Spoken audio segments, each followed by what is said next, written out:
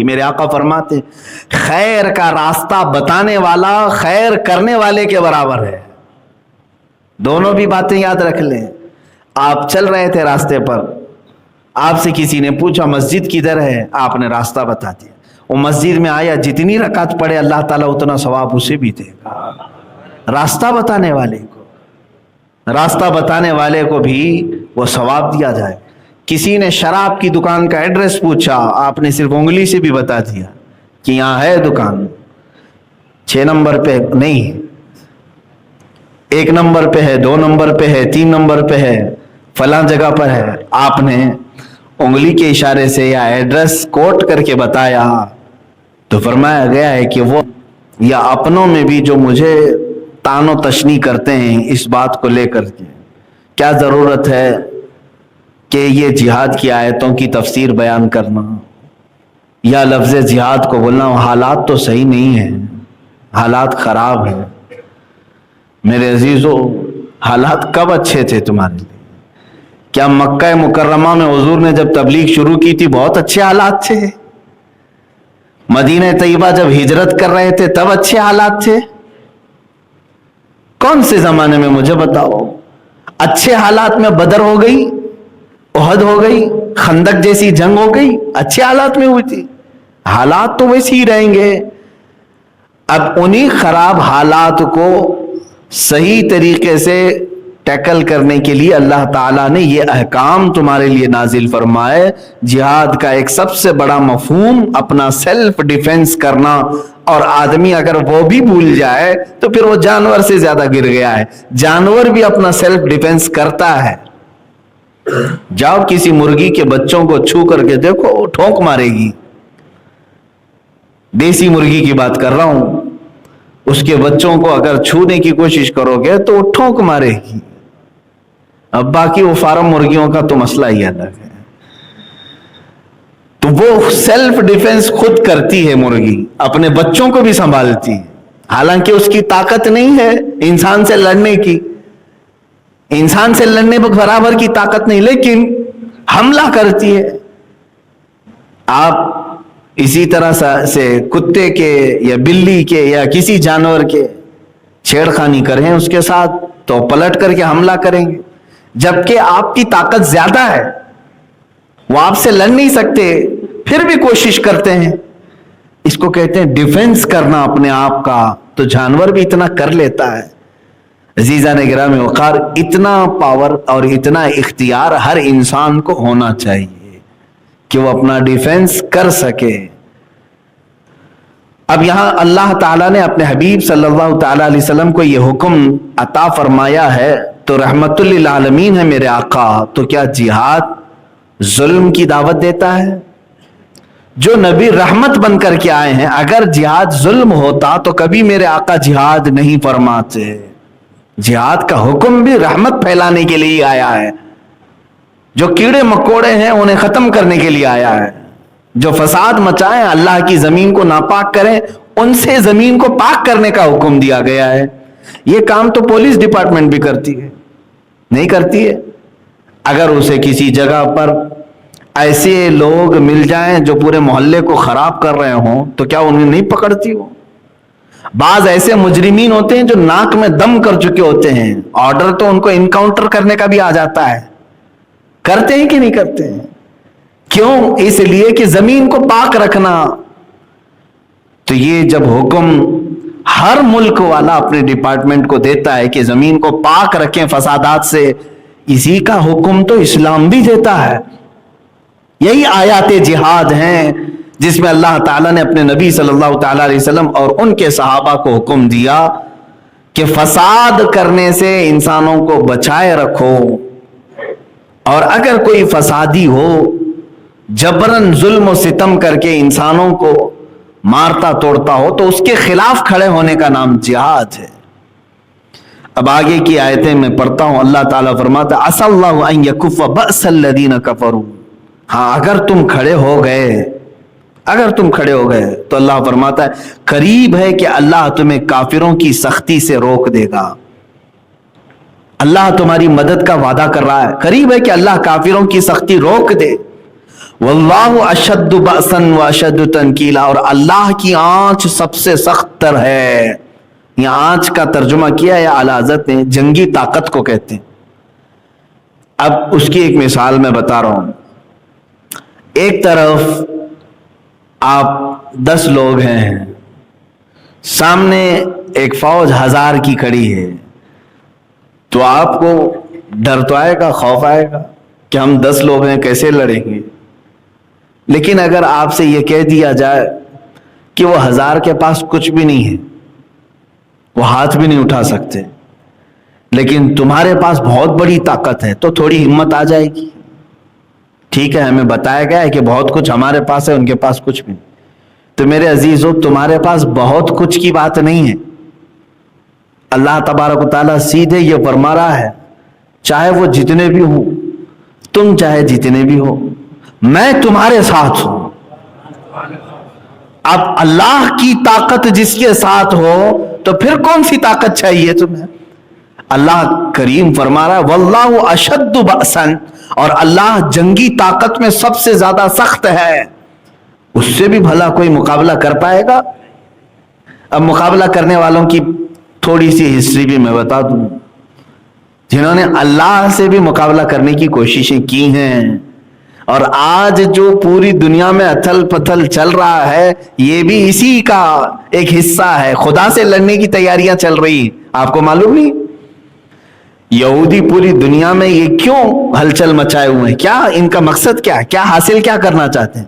میاں ان کے پاس تو سب آ گیا، ابھی پیٹروٹ میزائل آ گئے، سارے نیوکلیئر ہتھیار آ گئے، سب کچھ تو ہے ان کے پاس. تقریباً دنیا کی جتنی ملٹی نیشنل کمپنیاں ہیں، سب کے یہ مالک ہیں. گولڈ کے یہ مالک ہیں، کرنسی کے یہ مالک ہیں. دنیا میں آج جو بڑے بڑے ادارے ہیں، چاہے وہ UN کی شکل میں ہو، اس پر ان کی اجارہ داری ہے. ورلڈ بینک، اس پر ان کا قبضہ ہے.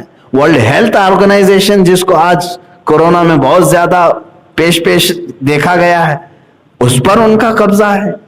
تقریباً تو دنیا کے بڑی بڑی جو انڈسٹریز ہیں یا کمپنیاں ہیں یا پھر ادارے ہیں، یہ سب کے سب ان کے انڈر میں. اب اور کیا چاہیے انہیں؟ اور کیا چاہیے؟ یہاں مسلمان کو ایک گھر مل جائے تو سکون سے بیٹھ جاتا ہے، ختم ہو گیا، اور آگے تو چاہیے ہی نہیں. وہاں پوری دنیا تقریباً انہوں نے ڈیل کر لی. اور حدیث پاک میں بھی ملتا ہے، اللہ کے نبی صلی اللہ علیہ وسلم نے فرمایا تھا، تم دیکھنا قیامت اس وقت تک نہیں آئے گی جب تک پوری دنیا میں حرمین طیبین کو چھوڑ کر، مکہ اور مدینے کو چھوڑ کر، تقریباً پوری دنیا میں یہودی اور عیسائیوں کی حکومت قائم ہو جائے گی، بالواسطہ یا بلا واسطہ، ڈائریکٹ یا انڈائریکٹ. اور اس کے بعد پھر زوال بھی آئے گا. اور یہ بھی حدیث ہے، تم دیکھو گے کہ پوری دنیا میں ہر ملک پر اسلام ہی کا پرچم لہرائے گا. یہ بھی حدیث پاک میں ہے، یہ بھی ہے. تو اب میں آپ کو یہ بتا رہا ہوں کہ اللہ سے جنگ کرنے کی جن لوگوں نے پلاننگ کی تھی، وہ آج کی تاریخ نہیں، بہت پرانی تاریخ ہے. نمرود کا نام سنا ہوگا آپ نے. مقدس کتابوں میں، جو ان کی مقدس کتابیں ہیں، اس میں ملتا ہے ایک واقعہ کہ نمرود صرف ایک نہیں ہے، بہت سارے نمرود آئے. نمرود اصل میں نام نہیں ہوتا، بلکہ عراق کا جو بھی بادشاہ ہوتا تھا اسے نمرود کہا جاتا تھا. یہ ایک اصطلاح ہے، ڈیفینیشن یاد رکھ لیں آپ. قیصر و کسریٰ بھی نام سنتے رہتے ہیں آپ، میں نے اس کو کئی مرتبہ بتایا ہے، یہ نام نہیں ہے، یہ لقب ہے. جو ملک روم کا بادشاہ ہوتا ہے اس کو قیصر کہتے ہیں، اور جو ایران کا بادشاہ ہوتا ہے اس کو کسریٰ کہتے تھے، اور جو مصر کا بادشاہ ہوتا تھا اس کو فرعون کہتے تھے. تقریباً 17-18 فرعون آئے ہیں. فرعون کئی ہیں، اسی طرح نمرود بھی بہت سارے آئے. ایک نمرود کا واقعہ پرانی کتابوں میں یہ ملتا ہے کہ اس نے بہت طاقت حاصل کی تھی. اس کی طاقت کا حال یہ تھا کہ وہ 1000 لوگوں سے تنہا لڑ سکتا تھا، اور جنگلی جانوروں سے تک مقابلہ کرتا تھا، شیر، ہاتھی وغیرہ سے بھی. اتنی طاقت اس کے پاس، اور کبھی بیمار بھی نہیں ہوا تھا. تو لوگوں میں اس کا چرچا ایسا تھا کہ ایسا لگتا ہے کہ یہ پورے انسانوں میں ایک الگ قسم کا انسان ہے. یہ انسان نہیں، یہ بھگوان ہے. جیسے لوگ آج سوچ لیتے ہیں تھوڑی سی شکتی زیادہ ہو جائے تو بھگوان ہو گیا، تھوڑا سا اگر پاور زیادہ ہو گیا تو بھگوان ہو گیا. جیسے اب ہمارا پی ایم بھی قریب قریب پہنچنے کے بھگوان کے. تو یہ نمرود کو بھی ان لوگوں نے اسی طرح سے بنا لیا تھا تقریباً. اب جس کو چیلے اس طرح سے بناتے ہیں وہ خود بن بھی جاتا ہے، وہ سوچنے بھی لگتا ہے ہاں میں تو ہوں، لوگ تو مجھے بول رہے ہیں. تو نمرود نے یہ سوچا کہ میں خدا ہوں اور لوگوں کو سجدہ کرنے کا حکم دیا. سارے لوگ اکثر اس کی عبادت میں لگ گئے. جو اس کی عبادت نہیں کرتا اسے قتل کر دیتا، مار ڈالتا یا جیلوں میں بند کر دیتا. بڑا ظلم کیا اس نے. اب اس کے وزیروں نے، یہ یہودیوں کی تاریخ میں بتا رہا ہوں، یہ آلریڈی ایک بار ہو چکا، اب اس کو دوبارہ ریپیٹ کیا جانے والا ہے. اب یہ جو دنیا میں ہلچل چل رہی ہے آپ کو لنک میں دے رہا ہوں. کیوں یہ سب ہو رہا ہے آپ کے ذہن میں ڈائریکٹ بات آ جائے گی. کیا کرنا چاہتے ہیں آج یہ اتنی ترقیات کیوں کرنا چاہتے ہیں؟ سنیے. نمرود سے اس کے خاص وزیروں نے کہا بادشاہ سلامت، اور اس کو خدا کہتے تھے وہ، کہ سب کچھ تو ہے آپ کے پاس، طاقت و قوت ہے، انسانوں پر آپ کی حکمرانی ہے، جانوروں سے تک آپ مقابلہ کر لیتے ہو، سب کچھ ہے، آپ کبھی بیمار بھی نہیں ہوتے، لیکن ایک چیز ہے کہ جس میں عاجز ہو سکتے ہیں. کہا کیا ہے وہ؟ کہا موت. یہ اگر آ گئی تو کیا کریں گے؟ موت اگر آ گئی تو کیا کریں گے؟ سارا دھرا کا دھرا رہ جائے گا. محلات بھی بہت بنا لیے. اس وقت اس نے ورلڈ ٹاور بنا دیا تھا جو دنیا کی ٹالسٹ بلڈنگ تھی، بہت اونچی عمارت اس زمانے میں. اور کیوں بنایا تھا وہ بھی میں بتاتا ہوں. تو اس نے اپنے وزیروں کی یہ صلاح اور ان کے مشوروں کو سن کر کے کہا کہ یہ تو فکر کی بات ہے، آخر کریں کیا؟ کہا کہ ایک ہی صورت رہ جاتی ہے. اب تقریباً دنیا آپ کی فالوور ہو چکی ہے، سارے انسانوں کو جمع کر لیں، سارے انسانوں کو ایک جگہ جمع کر لیتے ہیں اور سب انسانوں کو فوجی بناتے ہیں، سارے انسانوں کو فوجی بناتے ہیں اور ان سب کو لے کر کے خدا سے لڑتے ہیں. پوری دنیا کو ایک طرف لے کر کے خدا سے لڑتے ہیں. اور ایک بار اگر اس کو مار کر ہم گرا دیے تو موت اور حیات تو ہمارے ہاتھ میں ہوگی.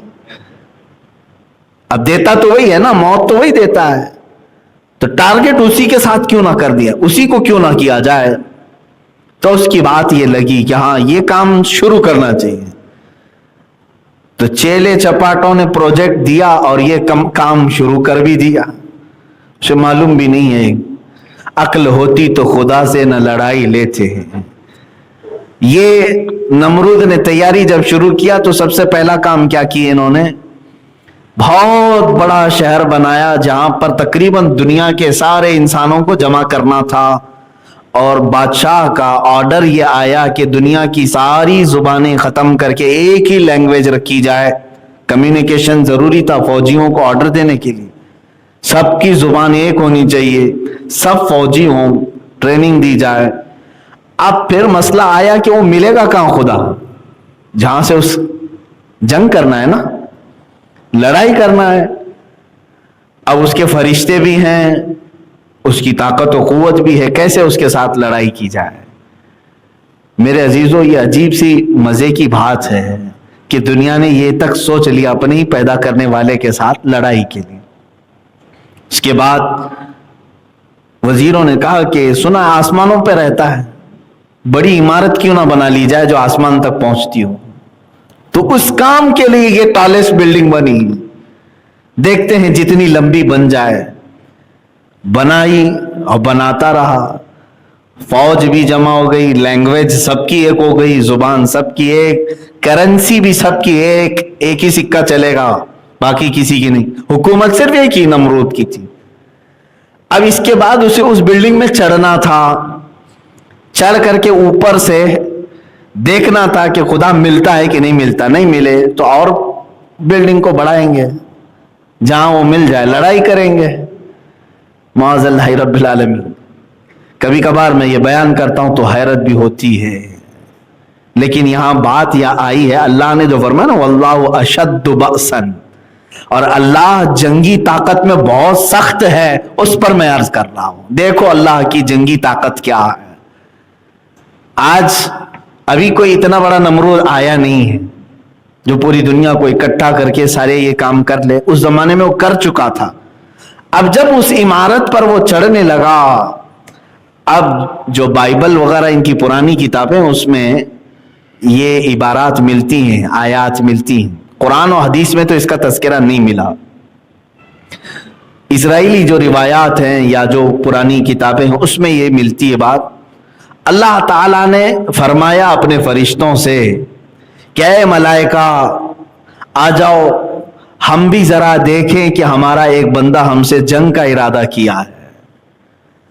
اللہ تبارک و تعالیٰ نے فرشتوں سے فرمایا تو ملائکہ سب کے سب اللہ کی بارگاہ میں عرض کرنے لگے کہ اے رب ذوالجلال، ایسے شخص کو کیوں نہ ہم ہلاک و برباد کریں۔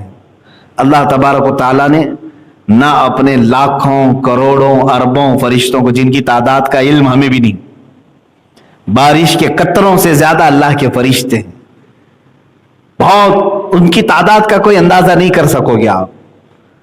اللہ تعالیٰ نے ان لاکھوں کروڑوں فرشتوں میں سے ایک فرشتے کو صرف دنیا میں بھیجا، سب نہیں، ایک فرشتے سے کہا کہ اے میرے فرشتے جا تو دنیا میں اس کی بنائی ہوئی عمارت اور اس کی فوج کا معائنہ کر کے آ جا، جائزہ لے کر کے آ جا۔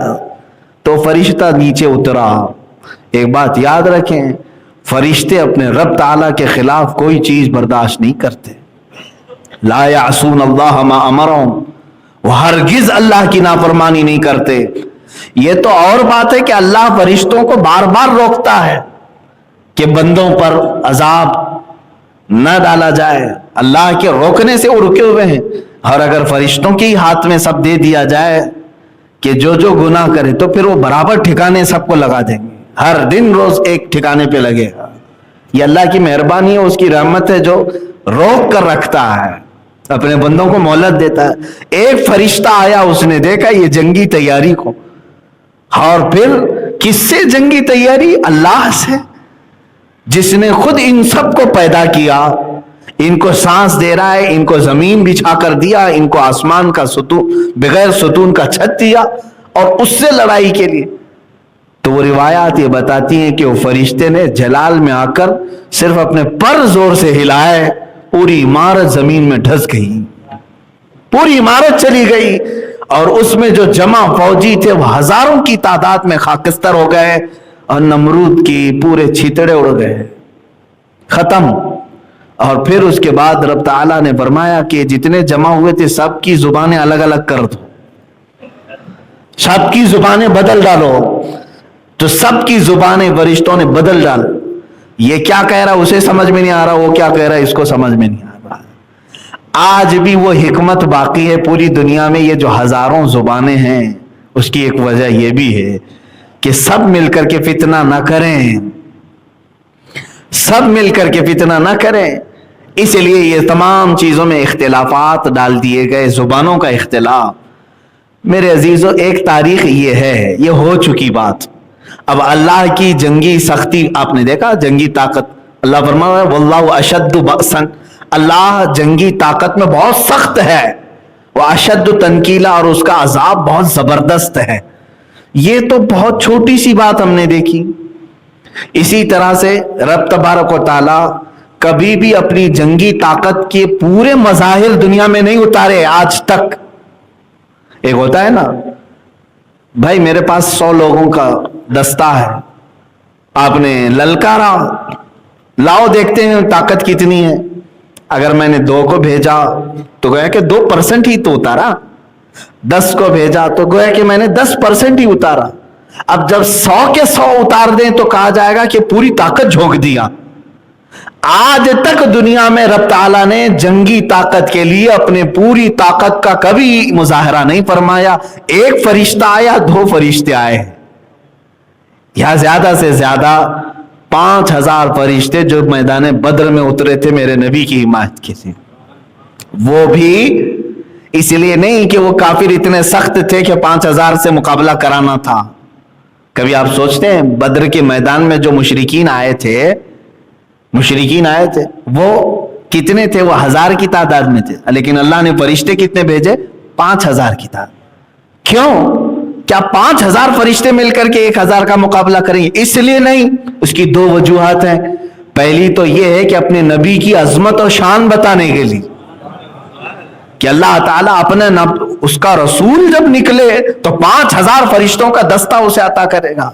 اور دوسری ایک وجہ محدثین بزرگوں نے یہ فرمایا کہ یہاں فرشتے خود بےتاب تھے اپنے نبی کی فوج میں شامل ہونے کے لیے، تو رب تبارک و تعالیٰ نے ان کو یہ اعزاز بخشا. اور حضرت جبرائیل علیہ السلام نے یہ آ کر کے حضور سے عرض بھی کیا تھا. حضور صلی اللہ علیہ وسلم اپنی مجلس میں جب بھی کوئی بدری صحابی آتے جو جنگ بدر میں شریک تھے نا، وہ کبھی بھی محفل میں آتے تو حضور دوسرے صحابہ سے کہتے ان کو جگہ دے دو. یہ بدری صحابی جبرائیل امین آئے اور عرض کیا یا رسول اللہ صلی اللہ علیہ وسلم، جس طرح آپ کے صحابہ میں بدری صحابہ کی عزت ہے، اسی طرح اللہ کے سارے ملائکہ میں ان فرشتوں کی عزت ہے جو بدر میں اترے تھے. بدری ملائکہ کی بھی بڑی تعظیم ہے. بہرحال تو اللہ تعالیٰ نے کبھی اپنی جنگی طاقت کا پورا مظاہرہ دنیا میں نہیں فرمایا.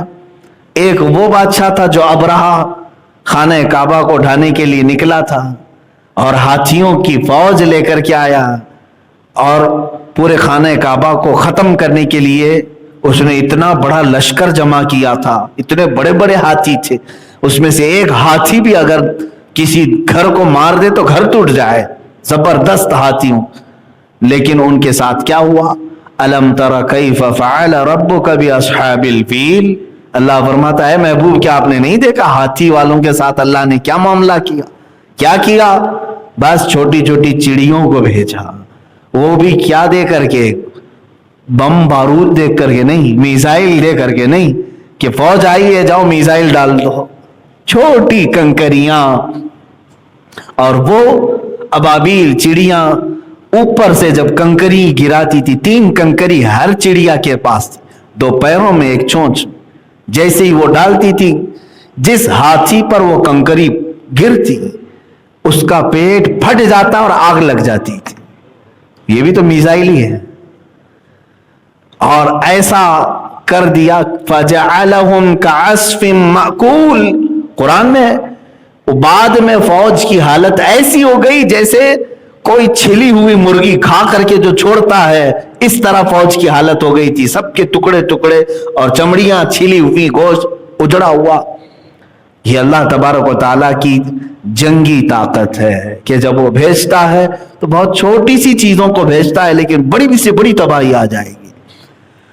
اب میں آپ کو بتا رہا ہوں میرے عزیزوں، اللہ نے جب تمہیں یہ وعدہ فرمایا ہے کہ میں تمہارے ساتھ ہوں اور اللہ کی جنگی طاقت بہت مضبوط ہے، بہت زبردست ہے، تو خوف کس بات کا؟ اسی لیے اعلیٰ حضرت فاضل بریلوی رحمۃ اللہ تعالیٰ علیہ نے فرمایا خوف نہ رکھ رضا ذرا، تو ہے عبد مصطفیٰ، تیرے لیے امان ہے، تیرے لیے امان ہے. ہمارے لیے یہ وعدہ کیا ہے اللہ تعالیٰ نے، لیکن ہمارے لیے اب حالات ایسے ہو گئے کہ سب کو بزدل بنایا جا رہا ہے. خوف، ڈر. میں بھی چند دن قبل عورتوں کی وہ یہ بیان بھی کر رہا تھا. میں نے اسلام کی وہ عورتیں بھی پڑھی تاریخ میں کہ دن میں کئی مرتبہ وہ ننگے ہاتھ سے تلوار کو پوچھتی تھی، صاف کرتی تھی اپنے شوہروں کو پکڑانے کے لیے، اپنے بیٹوں کو اور اپنے بھائیوں کو دینے کے لیے. وہ خواتین ایسی تھی کہ ان کی ہتھیلیاں ہمیشہ تلوار کی دھار سے کٹی رہتی تھی، تلوار کی دھار سے کٹی رہتی تھی. یہ ہماری ماؤں کی تاریخ ہے کہ وہ اپنے ننگے ہاتھ سے تلوار کو یوں پوچھتی تھی کہ کبھی ان کو احساس تک نہیں ہوتا، اور وہ اپنے شوہروں کو پکڑاتی، وہ اپنے بیٹوں کو اور اپنے بھائیوں کو. میرے عزیزو، کاکروچ سے ڈرنے والیاں، چھپکلی سے ڈرنے والی عورتیں، یہ اگر تاریخ میں ہوتی تو شاید اسلام یہاں تک نہ آتا.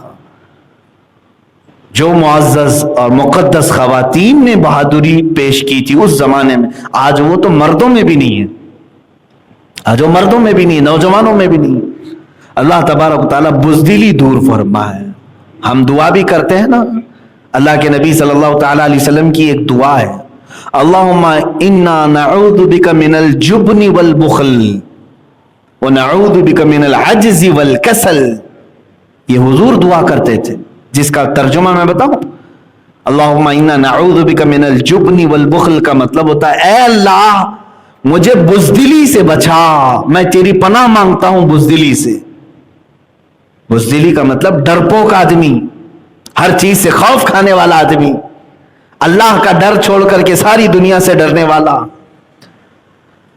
اور حضور جب پناہ مانگتے تھے اس چیز سے تو اندازہ کرو کہ یہ کتنی خطرناک چیز ہے، مردوں کے اندر تو ہونا بھی نہیں چاہیے۔ اب یہاں اللہ تعالیٰ کے یہ وعدے، یہ ساری چیزیں میں نے آپ کے سامنے رکھ دیا کہ اس کی جنگی طاقت کس قدر سخت ہے، لیکن کس کے لیے؟ جو اٹھا اس کے لیے ہے۔ اب آگے جو آیتیں آج میں نے تلاوت کیا اس میں اللہ تعالیٰ فرماتا ہے جو اچھی سفارش کرے اس کے لیے اس میں سے حصہ ہے۔ اب یہاں سفارش کا مطلب یہ ہے کہ کسی کے بھی پاس جا کر کے کسی کے لیے سفارش کرنا۔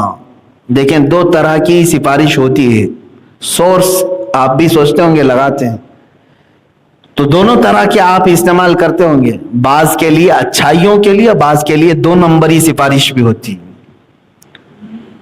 مثال کے طور پر کوئی آدمی چوری کرنا چاہ رہا ہے گورنمنٹ کا سامان، اور آپ نے جا کر کے عہدے دار سے سفارش کی کہ یہ میرا بندہ ہے، اس کو تھوڑا سا ڈھیل دے دو، یہ کر لے، تمہاری سفارش پر اس نے چھوڑ دیا، تو قرآن کی آیت تو کہہ رہی ہے کہ وہ چوری جو کر رہا ہے اتنا ہی حصہ تمہیں بھی ملے گا، اس گناہ میں تم بھی برابر کے شریک ہو۔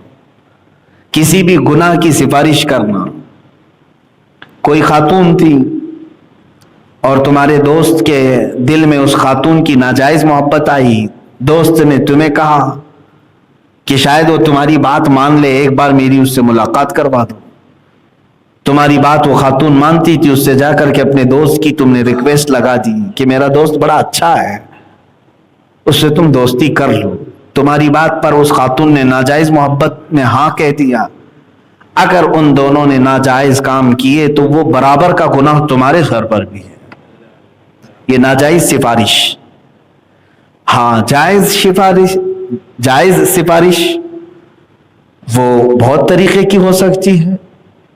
آپ نے کسی بچے کو قرآن پاک کا حافظ بنانا تھا، کسی جگہ آپ لے کر کے آئے، ریکویسٹ لے کر کے آئے۔ اب ہمارا دارالعلوم ہے، مدرسے میں پڑھتے ہیں بچے، بہت سارے لوگ آتے ہیں سفارشی، ہم پہچانتے نہیں ہیں لیکن آپ سفارشی بن کر کے آئے، میں آپ کو پہچانتا ہوں کہ اس کو رکھ لیجئے، اس کو پڑھا دیجئے۔ آپ سفارش لے کر کے بچے کو آئے، بچے کو ہم نے لے لیا آپ کی سفارش پر، آپ کو پہچانتے تھے۔ اب وہ بچہ جب حافظ قرآن بنا اس کا ثواب سفارش کرنے والے پر بھی۔ الدال علی الخیر کفاعلہ، میرے آقا فرماتے ہیں خیر کا راستہ بتانے والا خیر کرنے والے کے برابر ہے۔ دونوں بھی باتیں یاد رکھ لیں۔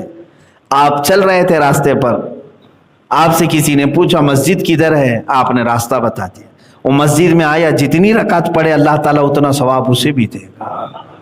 راستہ بتانے والے کو بھی وہ ثواب دیا جائے۔ کسی نے شراب کی دکان کا ایڈریس پوچھا، آپ نے صرف انگلی سے بھی بتا دیا کہ یہاں ہے دکان، 6 نمبر پہ نہیں، 1 نمبر پہ ہے، 2 نمبر پہ ہے، 3 نمبر پہ ہے، فلاں جگہ پر ہے۔ آپ نے انگلی کے اشارے سے یا ایڈریس کوٹ کر کے بتایا تو فرمایا گیا ہے کہ وہ اگر جا کر کے استعمال کر لیا تو اس کے گناہ میں تمہارا بھی حصہ شامل رہے گا۔ اسی لیے میرے آقا صلی اللہ تعالی علیہ وسلم نے جو شراب کے استعمال کرنے والوں پر جو لعنت فرمائی وہ 10 قسم کے ہیں۔ ابھی کل ہی ایک صاحب نے مجھے فون پہ مسئلہ پوچھا تھا کہ نئی گاڑی ہم نے لی ہے، وہ ایئرپورٹ سے سامان اٹھاتی ہے اور لے جاتی ہے، لیکن اس میں شراب کی بوتلیں ہی لا دی جاتی ہیں، لوڈ کی جاتی ہیں اور دوسری جگہ، لیکن ہمارا اس میں سے کوئی حصہ نہیں ہے۔ حدیث پاک میں میرے آقا صلی اللہ علیہ وسلم نے بہت پہلے ہی فرمایا شراب کی انگور نچوڑنے والا، انگوروں سے شراب بنایا جاتا ہے، عام طور پر دوسرے بھی فروٹ سے بنایا جاتا ہے، تو وہ فروٹ لے کر کے نچوڑنے والا اور نچوڑنے کے بعد اس سے شراب بنانے والا، شراب بننے کے بعد بوتل میں یا کاسے میں ڈالنے والا، اس کے بعد پھر اس کی پیکنگ کر کے اسے دکان تک اٹھا کر کے لانے والا، دکان میں بیچنے والا، دکان میں اس کا حساب لکھنے والا، پھر خریدنے والا، پھر اس کا راستہ بتانے والا، پھر اخیر میں جا کر کے پینے والا، میرے آقا نے فرمایا سب لعنت میں برابر کے شریک ہیں۔ پی تو ایک ہی رہا ہے، 9 لوگ کام کر رہے ہیں، لیکن وہ سب کو اس گناہ میں شریک کر لیا۔ اللہ کے نبی صلی اللہ تعالی علیہ وسلم نے فرمایا، تو ہم نے یہی جواب بتایا بھی کہ اگر آپ کی گاڑی یہ کام میں ملوث ہے تو شراب پینے کا جو گناہ ہے، آپ کو شرابیوں کی مدد کرنے کا گناہ ضرور ملے گا۔ تو یہاں پر ان آیات میں یہ بتایا بھی گیا ہے کہ جو اچھی سفارش کرے اس کو اس کا حصہ دیا جائے گا، اور جو بری سفارش کرے اس کا بھی حصہ اسے دیا جائے گا۔ یہ ایک مسئلہ ہے، آپ یاد رکھیں، آپ کی زبان سے کبھی ایسا کام نہ ہونے پائے کہ آپ کے ایڈریس بتا دینے کی وجہ سے کوئی غلط کام کر گیا۔ کسی کو ایسا راستہ کھول کے بھی نہ بتاؤ کہ اس پر چلنے کے بعد وہ غلط کرنے لگ جائے، آپ اگرچہ نہ کرو۔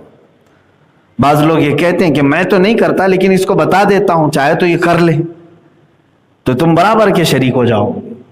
ہاں، جتنا ہو سکے خیر کی ان کو دلالت کریں، خیر کے راستے بتائیں، انہیں یہ تمام چیزوں کو بتا سکتے آپ۔ اب ایک اور بھی مسئلہ آیا تھا، ایک صاحب آئے، انہوں نے کہا کہ حضرت میرے پاس کچھ لوگ آتے ہیں، چکن کی دکان ہے ہماری، حلال کاروبار کرتے ہیں، حلال تجارت کرتے ہیں، لیکن مارکیٹ میں چکن کے معاملات بہت سارے عجیب و غریب معاملات ہیں، یہ برائلر چکن والے معاملات۔ کہا کہ کچھ لوگ آتے ہیں ہوٹل والے یا پھر استعمال والے، مجھ سے پوچھتے ہیں کہ ہم کو مری ہوئی مرغی چاہیے، مری ہوئی چاہیے،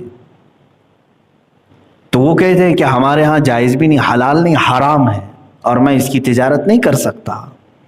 یہ مسئلہ تو بندے کو اتنا معلوم ہے، مرے ہوئے جانور کی تجارت کرنا ویسی ہے جیسے کتے اور خنزیر کی تجارت کر رہے ہو۔ خنزیر کو نجس العین کہا گیا ہے، مردار کی تجارت تمہارے لیے جائز نہیں ہے، حرام چیز کی تجارت ہو رہی ہے۔ تو انہوں نے کہا کہ میں تو نہیں بیچتا لیکن مجھے معلوم ہے بہت سارے کچھ جگہوں پر اس کی تجارت ہوتی ہے، تو بہت سارے لوگ فورس کرتے ہیں چلو ٹھیک ہے آپ نہیں بھی دو تو یہ تو بتاؤ کہاں سے لینا ہے، اس وقت میں کیا کروں؟ میرے عزیز وہی مسئلہ ہے۔ تو وہ صاحب کہتے ہیں کہ لوگوں کو ٹھنڈا رکھنے کے لیے، گراہک بٹھانے کے لیے بول دینا پڑتا ہے کہ فلاں جگہ آپ کو یہ چیز مل جائے گی، آپ وہاں سے کر لو۔ ہم نے کہا یہ چیز بتانا بھی جائز نہیں ہے، آپ اس کے ساتھ برابر کے شریک ہو جائیں گے، برائیوں کی طرف اشارہ کرنا بھی جائز نہیں ہے۔